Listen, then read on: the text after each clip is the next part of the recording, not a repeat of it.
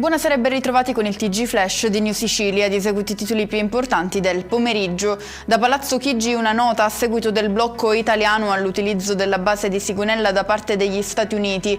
L'Italia agisce nel pieno rispetto degli accordi internazionali vigenti, con gli Stati Uniti rapporti solidi, lo fa sapere il governo.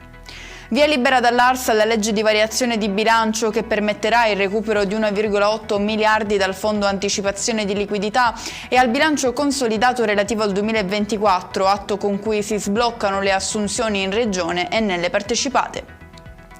Ismaele Lavardera, deputato regionale e leader del movimento Controcorrente, in campo come candidato alla presidenza della regione, presentato oggi a Palazzo dei Normanni a Palermo, il simbolo con cui si presenterà dinanzi ai siciliani. Lavoratori interinali dell'AST in protesta a Palermo alla vigilia del temuto licenziamento e dell'eventuale trasferimento in altre strutture regionali, scenario che i manifestanti intendono scongiurare attraverso un confronto diretto con il presidente dell'azienda Luigi Genovese. Chiudiamo con le previsioni meteo per domani: freddo, forti volate di vento e piogge colpiranno la Sicilia. La regione si tingerà interamente di giallo per l'arrivo del ciclone Erminio, che prenderà vita proprio nei giorni prima di Pasqua. E con questo è tutto, prossimo appuntamento domani alle 13:30. Grazie per averci seguito, buon proseguimento di serata.